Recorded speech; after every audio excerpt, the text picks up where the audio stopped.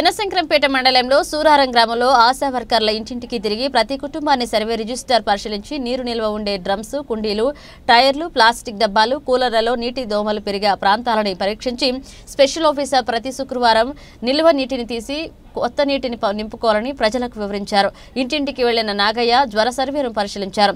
Panchayat secretary దోమల నివారణ సంబంధిత మోరీలలో నీరు నిల్వ ఉండకుండా చూసుకోవాలన్నారు. మోరీలో టోమోఫోస్ వేయడం ద్వారా దోమల లార్వా చనిపోతుందని టోమోఫోస్ మందును పిచికారీ చేయడాన్ని కొనసాగించామని సూచించారు. అదేవిధంగా ఇంట్లో చల్లిన పైరిత్రం అనే మందు వలన దోమలు చనిపోతాయని తెలిపారు. 121 కుటుంబ పరిసర ప్రాంతాల్లో స్ప్రే చేశామని నాంపల్లెలో తెలిపారు. ఈ రోజు క్యాంపులో 79 మందిని పరీక్షించడం జరిగింది. 11 జ్వర కేసులు నమోదు కావడం జరిగింది. వారికి చికిత్స నిమిత్తం ప్రతిరోజు గ్రామాల్లో క్యాంపులు ఏర్పాటు చేస్తామన్నారు. ఈ కార్యక్రమంలో జిల్లా మలేరియా అధికారి విజేందర్ రమేష్, డాక్టర్ హృదయ్, నందిని, వైద్య సిబ్బంది పాల్గొన్నారు. అని వాళ్ళు ప్రైవేట్ వాళ్ళు ఇచ్చారు. దీని యాక్చువల్గా ఏంటిదంటే మేము డెంగీ సిరా షాంపుల్ మనము ఫీవర్ వస్తే డెంగీ సిరా షాంపుల్ తీసి ఐపీఎం పంపిస్తాం, లేకుంటే తెలంగాణ హబ్కు పంపించినాక వాళ్ళు డిక్లేర్ చేస్తారు. కానీ వీళ్ళు దేంతో చేశారు, NS1 ఇచ్చారు. కానీ NS1 పాజిటివ్ అనేది ఐజిఎం ఉండాలి. యాక్చువల్గా ఐజిఎం లేకుంటే ఐజీజీ ఉండాలి, ఎలిజా ఉండాలి. దానికి ఎలిజా చేస్తేనే కరెక్ట్. మనకు ఎలిజా చేసిరా, చేయలేదు. ఎలిజా చేసిరా, ఎలిజా NS1 చేసారు వాళ్ళు, ర్యాపిడ్ మెథడ్ తోటి చేసారు. కానీ డెంగీ అంటే బ్లడ్ సిరా షాంపుల్ తీసి ఐజిఎం తోటి చేస్తే మనకు అది కరెక్ట్. అందుకు వాళ్ళు ఇచ్చినదంటే కాజ్ ఆఫ్ దానికి సైన్స్ అండ్ సిమ్టమ్స్ ఏం లేవు. సిమ్టమ్స్ మన బ్లీడింగ్ మేనిఫెస్టేషన్లో మన బ్లాకు అది బ్లీడింగ్ అవడము, ఇంటర్నల్ బ్లీడింగ్ అవడం కానీ, తర్వాత ర్యాష్ రావడం కానీ అవి ఏం లేవు. కానీ వాళ్ళు డెంగా అని రాశారు. సో అందుకని మేము ఏం చేస్తున్నాము, దానికి ప్రివెన్షన్గా ఇక ఎవరికి అట్లా కాకుండా ఉండటానికి మేము డెంగీ అని కన్ఫర్మ్ చేయలేదు. కానీ వాళ్ళు చేశారు కాబట్టి మాకు డెంగీ లక్షణాలు అయితే కనబడలేదు ఇక్కడ మాకు.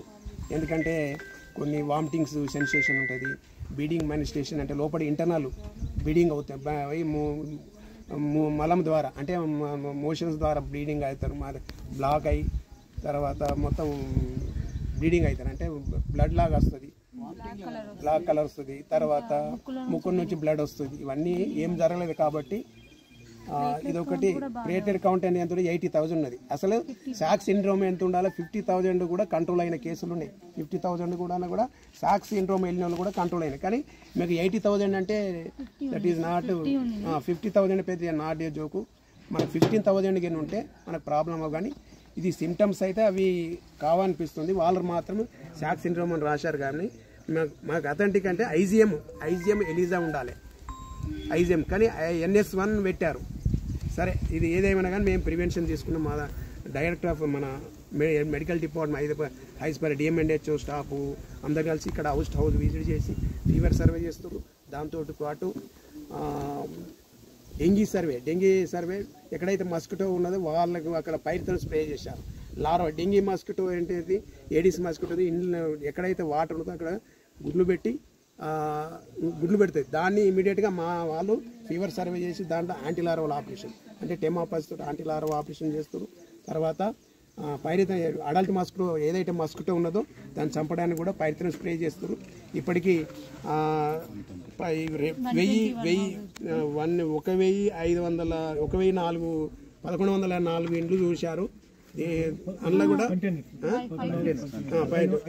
573 ఇండ్లు చెక్ చేశారు.